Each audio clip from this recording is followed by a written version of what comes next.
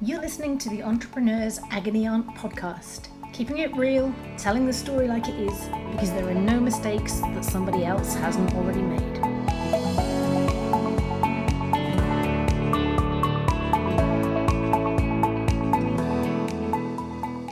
Hello, I'm Vicky Brock and you're listening to the Entrepreneur Agony podcast. It's been a while. I have been off getting VistaWorks, my startup number 5, off the ground, and I know you already know how all-consuming that job is.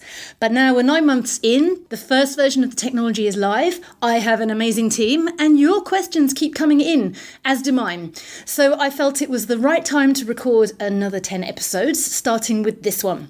So my guest this week is Joy Lewis, CEO of Adopt an Intern. Graduate talent specialists who support businesses to grow and enable graduates from all walks of life to find professional purpose.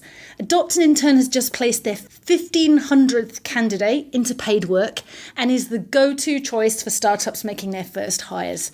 Supporting startups and socially driven organisations to find the right candidate is in their DNA. Seriously, I use them. I'm about to give them 5 more briefs when we finish recording. Sorry about that, Joy. But it's a good thing. I can't recommend them and the talent they have helped us find highly enough. Joy founded Adopt an Intern in 2009 when it ran as a programme within the Centre for Scottish Public Policy until 2012 when she took the very brave decision to spin it out to become a non-profit. As a social enterprise, 100% of any surplus goes towards supporting graduate job seekers from all socio-economic backgrounds.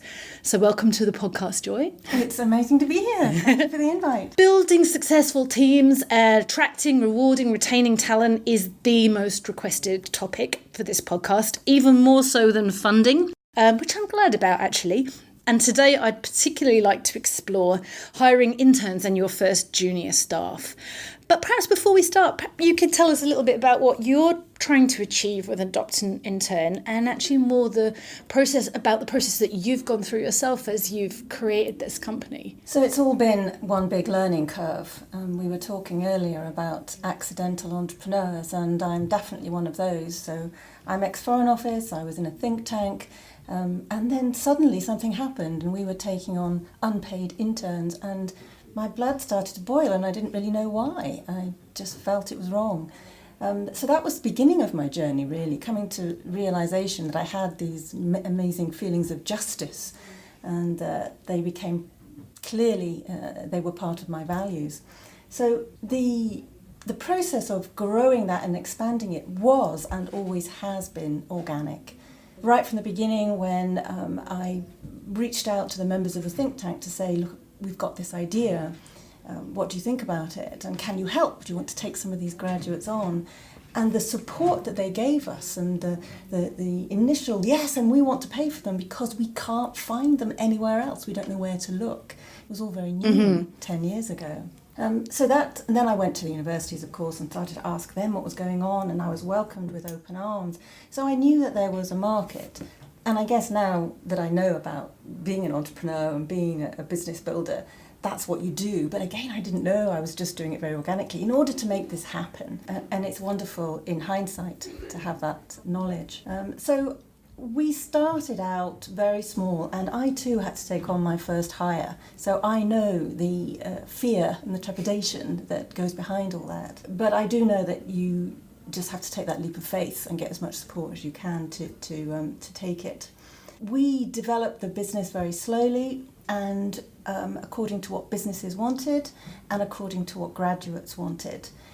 We opened the doors to anybody that needed support. I purposely kept away those policy makers. I didn't have any policies for many years, and I didn't encourage rules and regulations. So even to this day, we have no age limit. We'll listen to any graduate with a problem, which is why we've now started, well, for the last several years, we've been working more thoroughly with returners, women returning to work because of the talent that they have, and they've often not used their degree. And I think the way it's expanded is it has become clear that what Adopt an Intern has attracted, because of our open doors policy, because of our social enterprise status, this feeling of nurturing both businesses and graduates, is we've attracted diversity.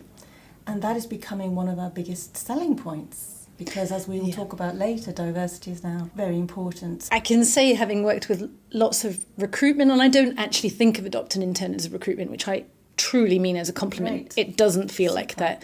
But certainly it's the most diverse set of highly qualified, shortlisted candidates I've seen. To the point that I think I got in touch with you, didn't I? Saying, how do you do this? Because this is really unusual. That is the most rewarding thing you can say to me. I have to say thank you. And we can't tell you how we've done it. It is simply because we have kept the doors open. Now, we spend a lot of time with each advert that we're given, making sure that advert looks good, but also putting it out as wide as possible. And I don't think there would be normal recruitment agencies who would spend as much time as we do advertising it widely. It takes us over 4 hours to get one advert around all the universities that we want to reach out to, because we're looking for their alumni. So they have to be done by hand. Yeah. And when I was putting out a brief, I was looking for a data analyst, and I had a chat with the person that was managing it at your side, and we very quickly kind of said I was quite happy. I'm not looking for somebody with a data science background. I'm not looking for somebody that's done hard science. I'm equally happy with an economist or a literature student or somebody that's done philosophy or psychology, because I'm looking for these aptitudes and curiosity. And I think you never get the opportunity to actually think broadly like that. So has the process that you've gone through been something you've evolved actually as you've built your own business? Have some of the lessons that you've learned about finding the right talent been learned on the job, as it were, as you've built the business yourself? I don't think it's what I've learned has affected the way I've changed the business, but what it has done is helped me to advise businesses. I can say to them now how best to try and keep those graduates on, what to do to keep them on. I can almost predict what's going to happen depending on the personality of the employer. And it's one reason that we try and stay in touch with both the employer and the graduate throughout. Very light touch, but just to let them both know we're there if something goes wrong, so that we can step in. So you mentioned at the beginning you felt this frustration, you felt this injustice about unpaid internships. And now I sometimes see founders operating under the delusion that interns, even their junior staff, are a handy source of free labour, especially in a startup where it's really easy to kid yourself, well, I'm not being paid, therefore, we're all in this for the love. But actually, you as a founder are in this for very, very different reasons. And apart from the obvious fact that you can't spend share options or gratitude at the supermarket, why does paying interns matter, and what does fair look like? That's a good question. What does fair look like? Well, let's see if we can come to that. So as I said, I recognise that there is a certain amount of trepidation that goes into hiring graduates, and one of them is, should I pay? Do I need to pay? Why should I pay if they're throwing themselves at me and offering to work for free? But as much as graduates want to make a difference, and they do, they're so enthusiastic, but they also want to feel valued, like all employees. And if you don't pay them, they're not going to feel valued, and you're not going to get the best out of them. I think the other thing to remember is that they are your ambassadors. And once they leave, what are they going to say about you if you didn't pay them? Even if they had said at the time, it's fine, mum and dad are looking after me, you don't have to pay me. What are they actually really going to say about you when they leave? I think that's the other thing to think about. They are not going to be great ambassadors. And I personally would say, to start your business, it's a great time. The first person you bring in, or even the second or third, it's a great time to start your business as you mean to go on. And for us, I know, and for many people, it means an open, fair, transparent recruitment process. Why not get it right straight away? And by not paying, you're only going to access graduates who can rely on the bank of mum and dad, as we've said, or have connections in business. So 35% of our applicants, and this is the figure I'm most proud of, 35% of our applicants are the first in their family to go to university. Oh, that's fantastic. And as somebody who's the first in my family to go to university, yay! Absolutely. But I can guarantee you that none of them, and you can tell me if this works for you too, had an auntie or an uncle in high places that they could rely on for a leg up on. No, career I mean, ladder. the only way I found myself being an entrepreneur was, and I didn't know the word for it until years afterwards, that I was so broke. I was at university in London. I had a job in the refectory, which fed me and paid me.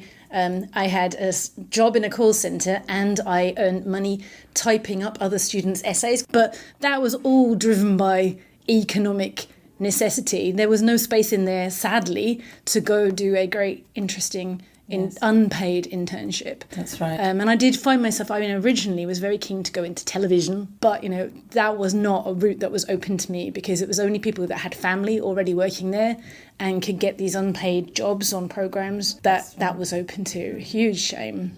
I think we should add, though, that you can't stop nepotism. It's going to happen because we all love our children. But that's why I think AAI was put in the world, because we can support all the others Yes. that don't have. Extend out some of those opportunities to the people that wouldn't get them otherwise. Equality of opportunity. Oh, I love that phrase. Isn't it wonderful? Yeah. Equality of opportunity. One of my team members, let's give a shout out for Nick, came up with that little phrase for us. But isn't that quite the widely, heart of but I think it's very entrepreneurism as well? It is. I think that's such a entrepreneurial attitude, and it's one of the reasons why I get so frustrated with the argument that founders shouldn't pay themselves. Well, that's fine. Again, that's fine. Like, if you've just come out of a 6-figure job, or you've got savings, or you've got rich family, or somebody supporting you, but the majority of founders and entrepreneurs can't run for a year or 2 or 3 not paying themselves. It's the thing that always makes me so mad when It isn't reality, is it? Yeah. It doesn't speak to the whole world. And we need to speak to everybody on a wide basis for access. But one of the important things about paying your interns and paying your junior staff from day one, really, as soon as you can afford to be thinking about other people, you also need to be thinking about how you pay them, it's serious validation to your business. It's taking yourself seriously. It's taking your business seriously. Because if you're relying on a bit of help here and a bit of help there, if you're not paying that help, if you're not valuing that, there'll be a week when they don't show up because they've got to go earn something else. They'll be on holiday. They're not taking you seriously because you're not taking them seriously, and you can't actually grow your business that way. And you certainly can't go and expect customers, investors, your wider ecosystem to take you seriously if you're not professionalizing your own business. Yes, it's almost a psychological thing, isn't it? But we have to confess that there is always going to be that budget issue, and it does worry people. I can't do this because. Now, for me, I think it's one of the most important things. One of the first things a founder should do, get in there as soon as you have a budget. It's not a lot of money. Just work it out. If you can only do the minimum wage, it's not. Well, minimum living wage works out about £20,000. In a way that's a lot, and in a way that is really not a lot at all. And you might kind of think as a founder, well, I'm never going to get the right talent for that price. I need to pay 3 times more. But actually, you're wrong. You will get willing, keen, enthusiastic talent that just wants to be part of this. Well, let's bite that elephant off bit by bit, shall we? Because 20,000 sounds like a lot of money. But John, if you're taking on a young person, think about doing an internship. This is why I advocate these short-term placements, because you're only then talking about between £2,000 and £3,000. Now, you put somebody in, you give them a job, train them up a little bit, use the skills that they've got. What's going to happen is they're going to start bringing money in. They're going to help you. They're going to pay for themselves. Within 3 months, they can pay for themselves. And we've got statistics that prove this. Marketing graduates coming in and doubling the income just by getting social media on. So don't feel you've got to find 20k. You haven't. You've got to find... you've got to find the capacity to fund that first one and then be thinking about and planning it through. It's interesting when you've hired people at different prices and different level experience, or you've made what I often retrospectively think of as a mistake, is we're going to hire a bunch of consultants to do that tech piece. You're talking significant day rates, don't really see or have that input into. And often building that internally and creating that internally has so much more value and actually works out financially so much sensible. The other thing is also it's easier when you start young here, and it doesn't have to be young, it could be a returner. Yes, I mean it's young in terms of experience as opposed to age, and I think that's a really important point. But what you're going to get is somebody who wants to work with you, who's going to help and bring you on. So if you think about a consultant, they are coming in and they're not necessarily aware of your business. They're coming in as a consultant because they've got certain skills. What happens often is they come in and they try to change the way a founder is thinking. And this can have adverse effects. And I've known many people bringing in lots of consultants and ending up getting rid of them all and going back down to graduates. Because they can actually mould, because graduates are more flexible and they'll listen to what the CEO is actually trying to achieve. So again, it's easier to recruit for values with a younger generation or a fresh, enthusiastic generation than to bring in older people with the skills and the experience, but not necessarily sharing your values and your vision, which is more important. But sometimes we can make a mistake as founders in that we think, I don't know something about this area, therefore I need to hire adult supervision. I need to bring in a really expensive person who's got tons more decades of experience in this area than I have and has worked for companies that I've heard the brand of. I find that very rarely work. Whereas actually, if you have trust in your people, you're thinking widely about a mentoring scheme, you're thinking about your professional development and personal development and theirs, you can bring junior people into an area where you don't have absolute supervisory competence and it still works. Absolutely. And I think you're not going to bring in somebody who's got your same skills as you. You're going to bring in somebody with new skills that you haven't necessarily got. And that's going to increase your capacity as well, while you're learning all these other things you need to learn. So you touched earlier on diversity, and I passed you the compliment, which I will restate because it's true, and I really was impressed. I had 100 applications, long list applications, come in for one of my analyst roles. I have never seen a more diverse group on every level. Age, ethnic background, gender, subjects studied, outlook on life, socioeconomic, abilities and disabilities. I've never ever seen anything like it. And I think we can be told that we need to think diversely and really not understand, A, what that means, B, why it matters, and C, how to do it anyway. Because I've been told the candidates aren't out there. I've sent you 5 Lithuanian guys and a token woman, and that is as diverse as you're going to get. Clearly that's not the case. No. So why does diversity matter? I think there's lots of aspects here. I've thought long and hard about it because I know it matters. And I think there's 2 levels. And this is just me speaking, and many people may disagree, but there's a humane level, there's a humanity level.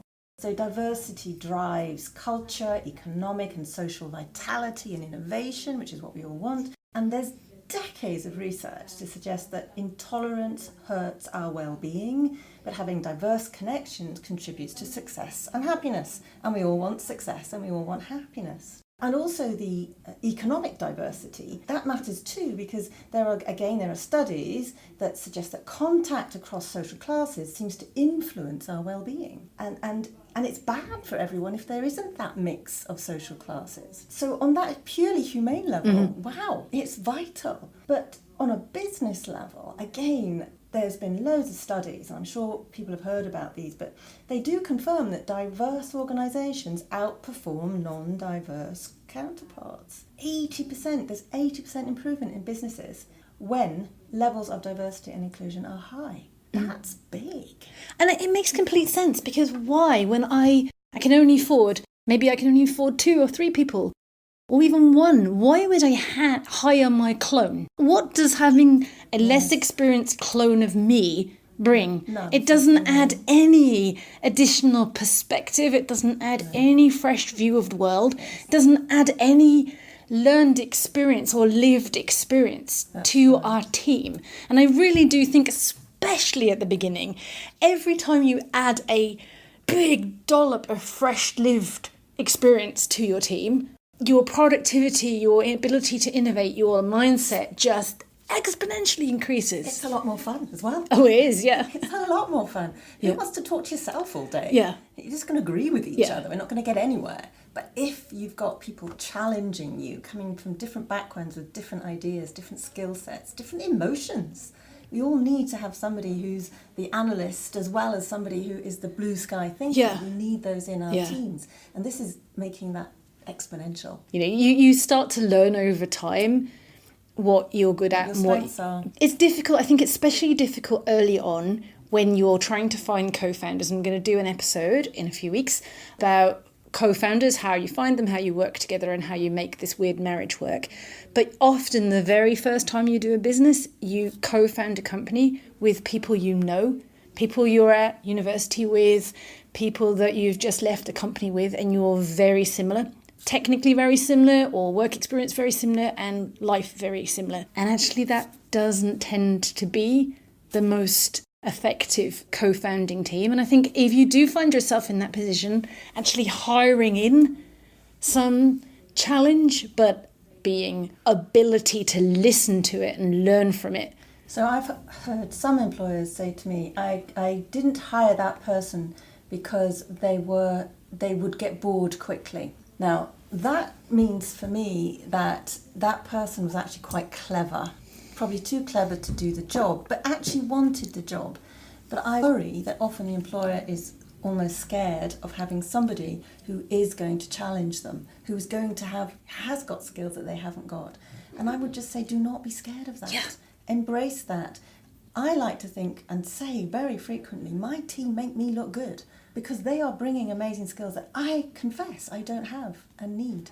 And I want them to do that. Yeah. If they do make me look good. So hire people who are going to make you look good, but do not be scared of their talent or their... Not only don't be scared of it, but create the internal ability for that two-way process. Because you forget when you're the boss, you forget that comes with assumptions about, you're a bit scary, you control that person's fate. You can make the decision about whether they have a job next week or not. You control their economic and life chances. They're in your hands and you don't realise it. So naturally, people can be a little bit reticent to point out a problem, or they can be a little bit nervous about telling you an idea. And if the first time they tell you an idea, you turn around and go, yeah, we tried that. That's stupid. That is not going to happen again.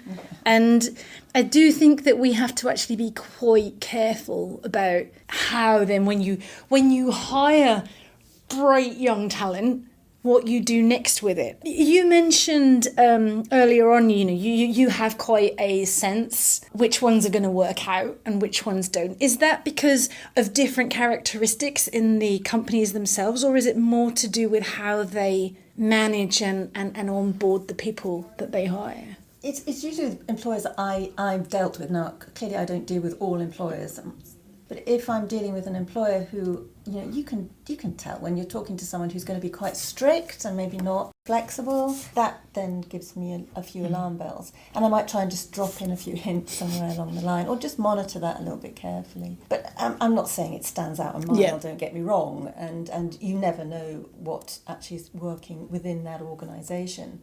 I think I'd rather know the line manager. So a CEO might come to me, but then hand it down to a line manager. And then you really don't know what's going to happen. Yeah. And it's even more important to stay. But you like to think that you understand the culture of the business.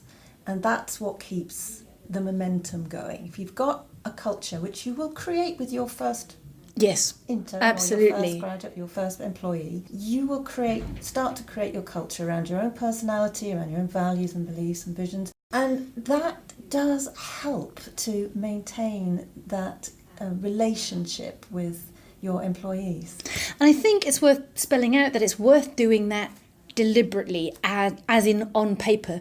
We sat down, our co-founding team of 3, and we sat down and we mapped out on paper and made a PowerPoint presentation of our values and our behaviours before we put our brief across to you. So it was part of the process. It was like, right, first we actually need to make sure that when we get into this interviewing process, when we select somebody, we're able to turn around and say to them, while they're considering the job, here's who we are and here's what we believe and what we stand for. And so to do that we did it before we wrote the briefs and mapped out what we needed and what order we needed people in and how we were going to hire.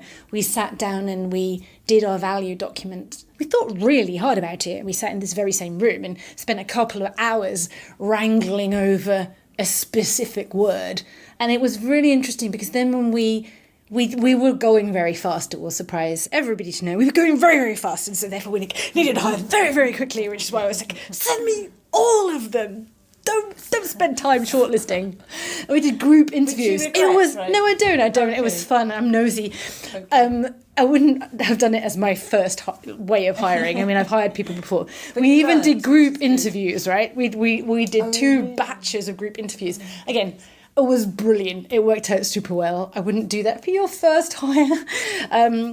But then we were able to, we selected a candidate straight away. We sent out the values document. And she came back to us.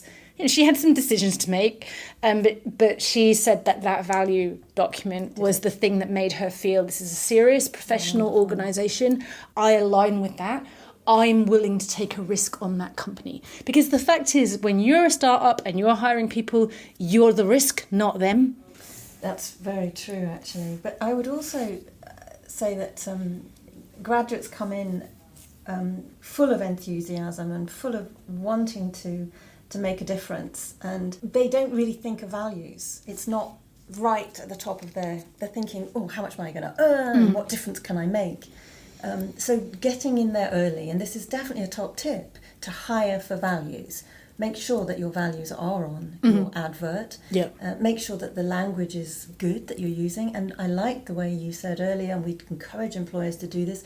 Don't specify too many background qualification stipulations. Why would you do that? You're then narrowing down your likely pool. You want to keep that really open because people have all sorts of skills. They don't necessarily go to university to get them. So you can say we would prefer a background in this, but it's not vital. Or any background degree or any background can apply as long as you have the skills to do the job. That's what counts.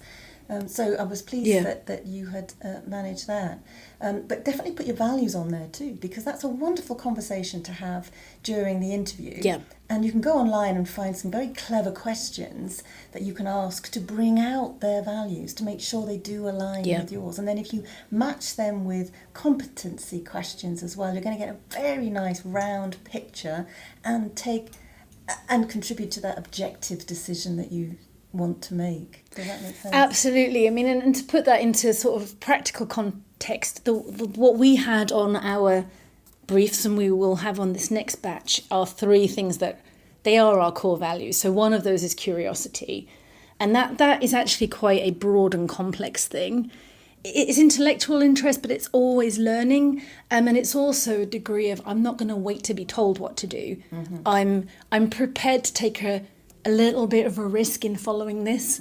That's an important one for us. Collaboration is another one. I mean, we are very all hands-on, and somebody that likes working on their own without engaging back, and somebody that would be terrified to come and tell me something that I really need to know wouldn't thrive in the same kind of way. I'm going to put all the work in that we as co-founders are here to hear your ideas and take them in the spirit that they're meant, but I still need you to be willing to take that step.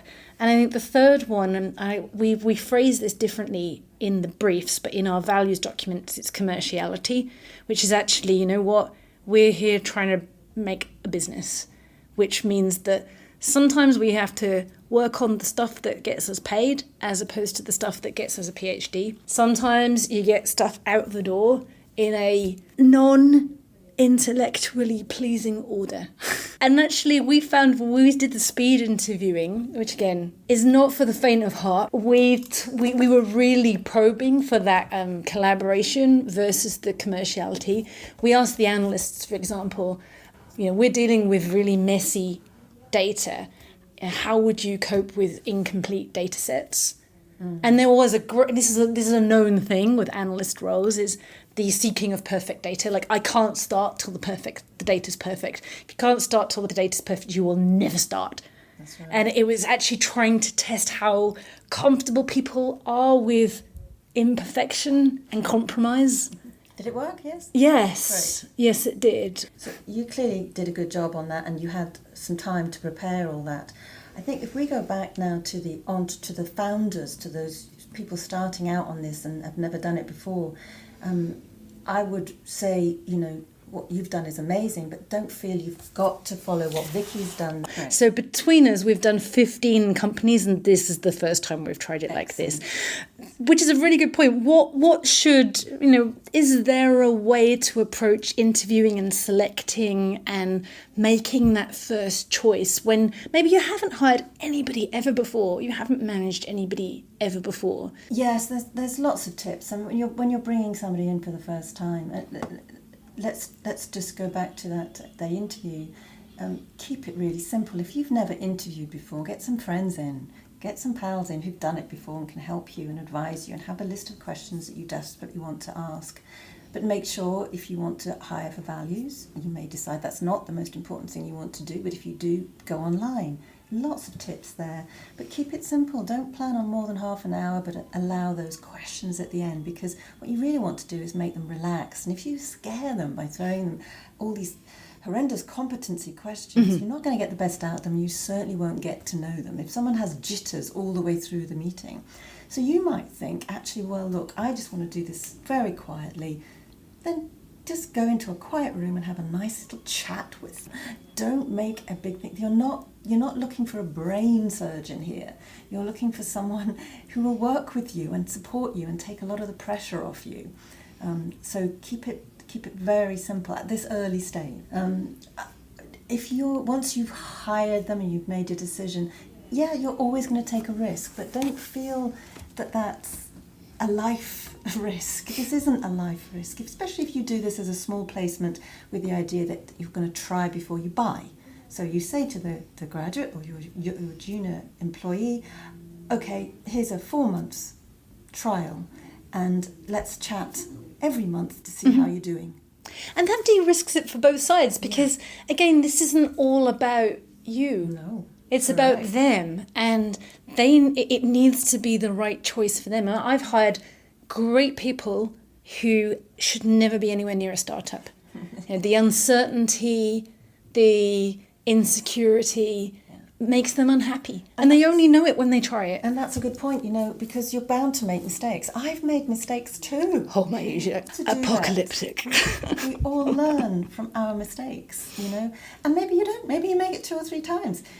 It's not a problem, as long as you're not spending a fortune. You have to hire slowly and fire quickly. And that is such good advice. I did not follow that in my previous business, and I wish I had, because I heard somebody say it. I heard Gareth Williams at Skyscanner say it, and I nodded and I listened, and I kind of thought I had done that, but I truly hadn't. And it is incredibly good advice. And if you do it right, everybody wins. That's right. And I think, as I say, these short-term placements, when you're new to this, with younger people or returners, you have got this risk-free moment, this risk-free 3 or 4 months, where you're in constant conversation. You know what they're thinking, they know what you're thinking. The pressure is off. You can make a joint decision at the end of this. Yeah. But what you need to do is keep that communication going, not just about the job, but about everything, because you want to know when they're going off for interviews, and you want to make sure that they understand that if they are going to get another job, that it starts after your project has finished. Yes. So by having that bond and that open transparency with them, they're going to stay in touch with you and keep you up to date, and that is precious and takes away the risk again. Because if they do want to move on, at least you've got time to have a look for somebody else, or come back to the organisation that helped you and start again, if that's what it takes. I think by sharing your visions and your goals, again, it's opening yourself up to them and seeing that. We talked about vulnerability earlier. It's so important that they understand where you want to go and why you get upset about certain things, why you're passionate about certain things. So yeah, you've got to be accessible. Now, people say to me, oh, but I'm a startup and I don't have a base. Now, that isn't so important. The millennials and returners are desperate to work from home nowadays. Yeah, we don't have a base yet. We're in a shared co-working space, but we don't have a base. But one of my co-founders just yesterday called me up, actually, on not having systematically made myself accessible enough to one of our junior hires. I'm like, oh, I'm here. He's like, no, that isn't enough. You know you're here, but they don't. Now I'm gonna schedule an hour of your time with that person every week so that they have a direct route to you. And I'm like, absolutely right. And that's it. Bad on me for not being my idea, but good on my co-founder for calling me out on it. Wonderful, and that's exactly what I suggest. When you have a new person and you're not fully on their wavelength at that stage, you need to be speaking to them regularly. Once a week, a meeting is very good. Eyeball them, because the body language is quite important too. Yeah. So a full-on meeting can be helpful. That can be done over Skype, I guess. But then the phone calls, it's no good saying to them, I've tried this. Call me. Yeah. Call me when you've got a problem, because they feel they're letting you down if they don't have an answer. Plus, increasingly, phones ringing, what's that all about? I don't mind a text either. The other thing that I suggest to companies now is Slack. I find it very useful. But retention is key, isn't it? And that's one of the things I get asked a lot. How do we maintain them? How do we keep them going? And I think the advice I've got, apart from all that communication, is to keep introducing them to people, let them network. Networking is what they need to do to have a career. Yeah. And if you don't want to keep them at the end of it, don't feel bad about that. But you're not going to keep anybody forever anyway, unless you lock them in a tower and imprison them, which I'm not recommending. Very bad tip. That was the anti-example. At some point you will have done your job, which you will have empowered, educated, inspired a person to have a wonderful career. Let them fly. Absolutely. And you can't imprison them and keep them away from networks in case somebody else poaches them. Let them fly and rejoice that you have helped them to do that. And you know what I say to businesses when they get upset that they let them fly and they go off? They could easily come back. Oh my goodness. They will come back. And that's the thing I think you learn as a serial entrepreneur over multiple businesses. And I have a extended virtual team of knowledge of former employees, and I would never have known that to be the case. So you've given us some wonderful tips there. Are there any other final tips that young companies or founders should think about? Well, let's go back to diversity here. I want to get to the real importance of it right now, because it's a very topical note. With the economic uncertainty as it is at the moment and the skill shortages looming large, looking for homegrown talent that hasn't yet been snapped up is getting harder and harder, certainly in specific skill areas, as you know. But it is there, and it's amongst these marginalised groups that we've been talking about. They are made up of very talented people, and I've had the pleasure of meeting an awful lot of them over the last few years. And what we're trying to do is break down the barriers that exist. Why aren't they getting the work? Why can't employers find them? And I have some of those answers now, which is very useful for what I'm trying to do. So we're trying to help employers who want to meet these people to show them where they're going wrong. And we do that by using some of the ladies and the gentlemen who are experiencing these problems, putting them together. And the light bulb moments have been amazing. So if we can make a business become more attractive to these marginalised groups, the marginalised groups know they're there. They just don't want to work with them because they don't feel welcome. And I know these amazing people are there. Even in STEM areas, there are a lot of them. So, and they can't find work. Yeah. So I want that to happen. That's really interesting. So there you are. Diversity is key right now. Let's break down those barriers because we do have the talent. It's not just good human caring sense, it's economic sense as well. A lot of people just think of it as gender, of course. And and yes, women are still classed as marginalised group.